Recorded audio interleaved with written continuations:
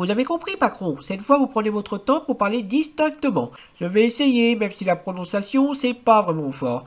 Donc, pour cet épisode 6 de Fondation, je vais commencer par les deux points les plus énervants. Déjà, on a le flashback avec Harry Seldon qui va enfin nous expliquer pourquoi Rice l'a assassiné.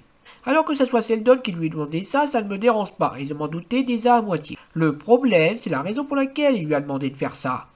À savoir pour que Rice quitte le vaisseau afin d'être éloigné de Gaël parce que leur histoire va mettre le plan en danger. Non mais là vous prenez complètement pour un con, c'est ça? Je l'ai dit dans la critique précédente, la psycho-histoire c'est les grandes orientations de l'histoire. Elles ne sont pas censées être influencées par des destins ou des amourettes. Ou alors il faut que ça soit un très haut niveau de pouvoir, niveau Jules César. Ou que ça soit quelque chose qui change totalement la donne comme le fera le mulet. Là Seldon il est en mode on n'échappe pas à son destin. Mais c'est quelque chose qui marche dans Star Wars, pas dans Fondation. Et je n'ai rien contre Star Wars en soi, mais ce n'est pas vraiment comme ça que j'envisageais une adaptation de Fondation.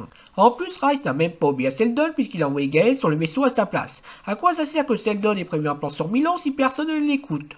Quant au second problème, c'est qu'on nous dit que la première crise Seldon, c'est que Anacréon veut s'emparer d'un ancien destroyer pour plonger la galaxie dans la guerre. Déjà, j'ai un peu de mal à croire que l'Empire n'ait pas de quoi se défendre contre ça, à moins que ce vaisseau-là ait de vrais boucliers, lui. Bon, j'avoue que ça peut éventuellement donner une histoire intéressante, même s'ils en doutent sérieusement, mais elle ne sera pas aussi forte symboliquement que la crise du bouquin, où Anacréon voulait s'emparer de Terminus pour la changer en réserve de domaines féodaux et Salvoraldine les a conquérés en utilisant les autres royaumes barbares et en leur fournissant une technologie nucléaire dépendante de la Fondation et d'une religion créée par ses soins. Cela montrait les différentes étapes de l'ascension d'une civilisation. Je ne les vois pas trop partir là-dessus avec leur destroyer. Au passage, Dorwin a survécu au crâne de son vaisseau. Je dirais bien ta gueule c'est cartoon, mais malheureusement on n'est pas dans un cartoon. Et Hardin a toujours des visions. C'est de là que vient le flashback de Seldon. Sinon le reste de la partie Fondation c'est pas si mal on va dire.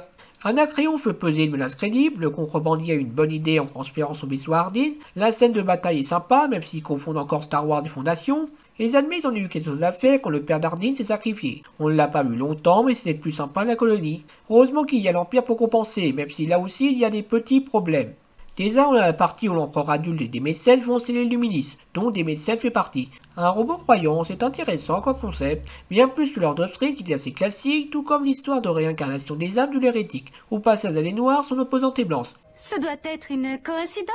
Après, je peux comprendre que les fidèles préfèrent croire l'hérétique. Je préfère personnellement la croire elle que la pro-empire dont le seul argument est une station de désalinisation. Sérieusement, vous êtes un empire galactique du 25e millénaire, vous devriez être capable de terraformer des planètes à ce niveau-là. Ah oui c'est vrai, j'avais oublié, ils n'ont pas de bouclier sur leur vaisseau, je leur en demande beaucoup trop. Et puis pourquoi tu ne réponds pas à l'hérétique quand elle te critique? Je veux bien que tu sois assez poli pour la laisser finir, mais après, tu attends le prochain épisode. Quant à la partie Grand Or, on a le vieil empereur qui emmène le jeune empereur à la chasse, où il décide de diminuer ses espoirs pour ne pas baisser son aîné, et qui continue sa romance avec la jardinière. Ça semble bien parti avec ces deux-là, ils espèrent que ça aboutira à la conclusion logique, à savoir la fin de la dynastie zénétique. Après, j'admets que c'était peut-être un peu lié, faut vraiment apprécier ce genre de truc.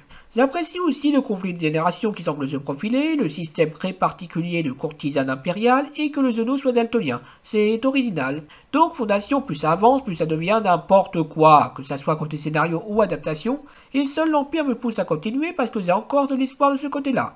Même si on peut toujours espérer un miracle, on sait jamais, David S. Goyer peut se cogner la tête et nous faire un super scénario pour les épisodes restants. Sauf qu'il est producteur, pas scénariste par contre. Et zut.